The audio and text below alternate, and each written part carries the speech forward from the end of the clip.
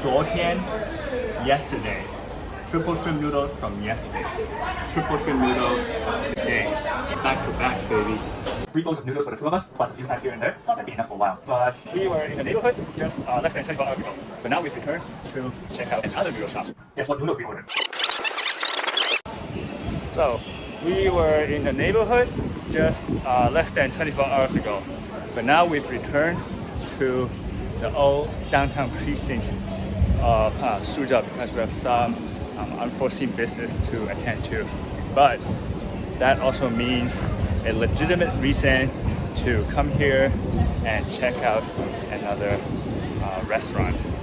So this place we're gonna visit today is another noodle shop.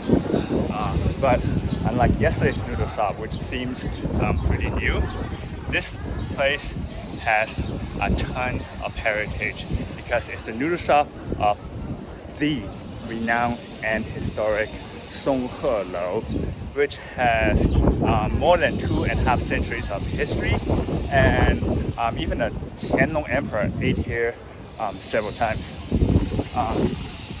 Songhelou can be loosely translated as Pine Crane Building or Pine Crane Pavilion, PCP. No, not that PCP, but Songhelou is one of my favorite local restaurants, and thinking about a meal at this noodle shop really gives me the high. Pine and crane are symbols of longevity in China, and the Pine Crane Pavilion is a living legacy, responsible for creating the Songshu Guiyu or the squirrel fish, one of the most recognizable emblems of Suzhou cuisine. Various tales attribute its invention to Qianlong Emperor, and the restaurant is proud of this heritage. The words Qianlong Shichuan can be seen everywhere, meaning founded during the reign of Qianlong Emperor, 1757 to be exact, as seen on the sign outside. The interior looks like a history museum, and there is a special noodle dish with plenty of history. But first, let's check out the seasonal noodle dish. I'm talking about san xia mian triple shrimp noodles, the same summer specialty highlighted in the last video, but with one major difference here. It came with noodle soup instead of the common dry variation. The set meal also included beverage, sides, etc. And waitress helped mix the triple shrimp toppings with noodles, as per the norm for this noodle dish at relatively upscale stores. The drier noodle from yesterday has a more potent, pronounced flavor. This is the soup, so a lot of the shrimp roe has been washed out into the bowl, and there isn't a lot of roe on the tails themselves. So missing that texture that I really like from the roe, but it goes into the soup, so it's a different kind of enjoyment. That's the sandy texture I spoke of in the previous video, which came from roe that adhered to the noodles and shrimp tails. As such, the flavor of the shrimp roe was also watered down. On the other hand, the soup took on the umami of the roe, and the last few sips were particularly intense, but not so salty as to make you cringe. After slurping almost everything, I moved on to something else. Fried pork chop. It's got a pretty nice crust, and the meat looks pretty juicy. Oh yeah, you could hear that crunch even with the background noise. In the future, we'll see more of this egg-battered pork chop, 蛋汁大排. It's similar to a fried cutlet we had the day before, but this meat was a bit leaner and the shell harder. Crunchy. So let me wash down that crunchy and juicy piece of chop with the final morsels of shrimp and last drops of soup.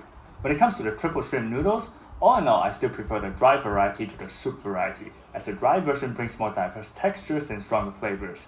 Speaking of dry noodles, the next, the 小龙虾拌面, crayfish noodles. This one's the dry version, similar to the 上下面 I had yesterday.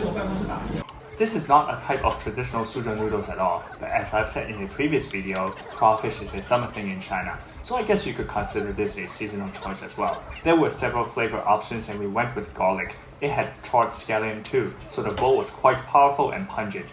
Very un-Suzhou, but very tasty. To suppress that vampire banishing garlicky breath, we had 细虾小圆子, literally fine sand little sticky rice balls, with the so-called fine sand being finely mashed red bean paste as soft and fine as the sands of Seychelles. There were also whole red beans, like little pebbles on the beach. We thought the glutinous rice balls were plain, but they had black sesame fillings. The pinch of sweet scented osmanthus was also a nice touch. They resembled little gold flakes on black sand and added a scent as sweet as the name suggests. 2 bowls of noodles plus pork chop and sticky rice balls. But we ain't done yet. You know how we do. As always, with noodle shops and round 3. Round 3 was the special noodles mentioned a few minutes ago, 卤鸭面, braised duck noodles. It's so special there is a special display set up by the entrance and stated on the plaque on the other side of the entrance and named one of the top 10 new noodles of Suzhou, though this should be understood as newly available again. I'll leave the reasoning in the description section, but an article from the Suzhou Tourism Authority also remarked how this noodle dish has disappeared for years. I don't know how this stuff tastes different than years ago, but I deem it worthy of Songhelou's reputation, totally embodying the 甜出头咸收口 characteristic, as in sweet start, savory ending. The savoriness was imperceptible at first, but then emerged in a mellow and slow but assured manner. The jujube braised duck we had yesterday hit the spot. This, however, was on a whole new level of awesomeness. The noodle soup, though, was much weaker. Broth is missing the depth that's vital to Suzhou noodles. That's also the case with noodle soup at the shop from a day ago. If you only have one chance to try noodles in Suzhou, save it for elsewhere. But if you are looking for a sit-down meal with Suzhou delicacies, such as the aforesaid squirrel fish, definitely consider the Songhelou restaurant, or its arch rival next door, 德月楼. 再见!